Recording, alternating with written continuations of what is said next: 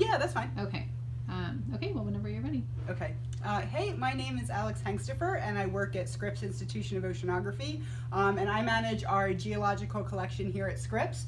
So right now we're standing in our main sediment core lab, and we also have a bunch of rocks as a part of our collection. But what's really unique is everything we have comes from the sea floor.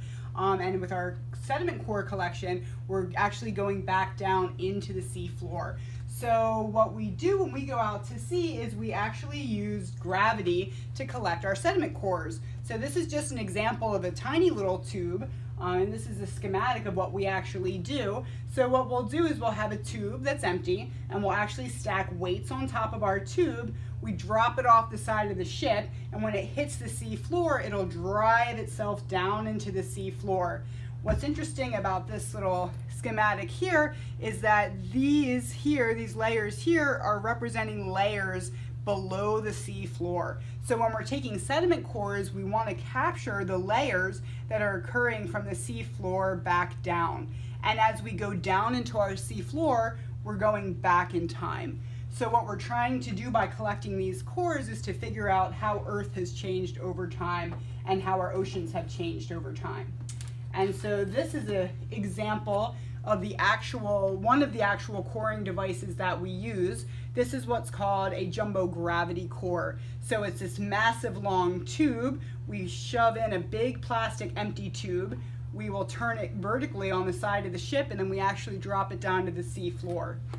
So what we do when we bring them up, they're hopefully full of mud, nice and full like this. Again, this is just a short little example that I can hold, but a lot of times these tubes will be about 6 to 10 feet long. So when we bring them up like this, we can't really see what's going on. So what we'll do is we'll split them open, and that's why you guys will see we have a lot of core halves, because we actually want to see what's happening in our sediment cores. And so this is a really cool sediment core. It's one that actually captures a mass extinction from millions of years ago. And the type of mass extinction that this one I'll show is actually these tiny little microfossils that make up these sediments. So the reason that this sediment is white is because it's actually made up of millions and millions of microfossils. And so what we do is we will actually take a little sample of our sediment. So we will scoop a bit of mud out of our core. We will put it over a sieve or a screen. We'll wash it, and then we'll pick out our tiny little fossils. And so it kind of looks like a white powder, but when you actually image these under a really high-powered microscope, they look like this. So these are actually tiny shells of creatures that when they were alive, they were living in the water column, they were living in the ocean, and then when they die, their shells rain down to the sea floor where they're collected. And so these are what we call marine microfossils. And they come in very different kinds of shapes and materials. So let's see, this is what we call a Foraminifera, made of the same thing as our coral reefs, calcium carbonate. And this is something we call a radiolarian.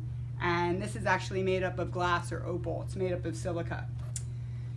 So what we want to do with our sediment cores here is the reason we have this massive lab is because we want to preserve these, because this is a record of what's going on through Earth's history. So we wrap these guys up in cling wrap, keep them nice and preserved. We put them in tubes so we can label them so we know what they are, and then we put them in a big fridge. So should we show the That would be great. And Alex, collection? I just have a question for Yeah. you.